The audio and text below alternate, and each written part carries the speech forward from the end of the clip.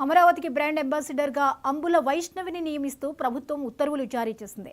అంబాసిడర్గా నియమించిన సీఎం చంద్రబాబుకు వైష్ణవి ధన్యవాదాలు తెలిపారు.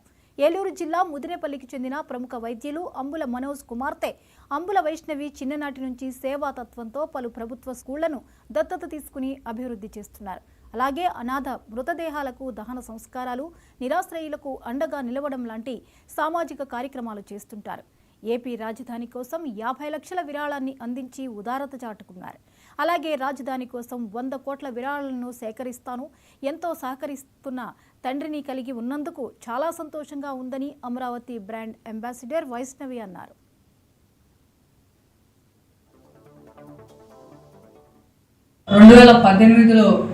అమరావతికి మా వంతుగా మేము 1 లక్ష రూపాయలు అమరావతి నిర్మాణానికి సీఎం గారి చేతుల మీదుగా మేము ఇచ్చాము. మరి ఆ రోజు నన్ను తొలిసారిగా అమరావతి అంబాసిడర్గా నన్ను నియమించడం జరిగింది. తర్వాత అప్పటి నుంచి ఇలా సేకరించాలని చెప్పి నేను అనుకున్నాను.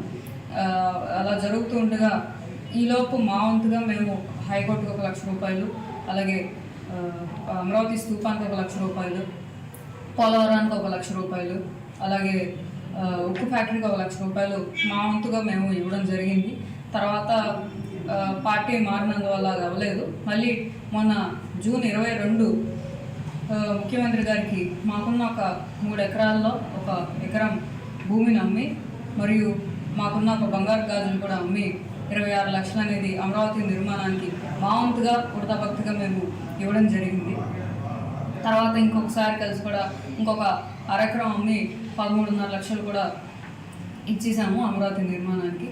మరి మరొకసారి నన్ను రెండోసారి కూడా నన్ను అమరావతి అంబాసిడర్గా సార్ నియమించారు.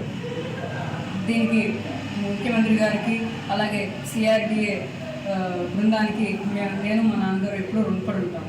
మేము దానికి ఒక టీం అనేది మేము ఏర్పాటు చేయాలనుకుంటున్నాము. ఈ టీం ద్వారా రాష్ట్రంలో ఉన్న ప్రతి ఒక్క ఊరికి, ప్రతి గడపకి వెళ్ళి వారి యొక్క కూడా సలహాలు, సూచనలు తీసుకుంటూ ఈ అమరావతి అభివృద్ధి కోసం, ఎందుకంటే కొంతమంది సూచనలు అది ఆఫీస్ వరకు వెళ్ళడం అనేది కొంచెం కష్టంగా ఉంటుంది. సో వీళ్ళకి మధ్యలో మేము ఉండి వాళ్ళ సలహాలు, సూచనలు కూడా మేము తీసుకుంటూ ఇలా ప్రతి ఒక్కరి దగ్గరికి వెళ్ళి ఆ టీం ద్వారా నేను మా నాన్నగారితో సహా ఇలా 100 కోట్లు అనేది మేము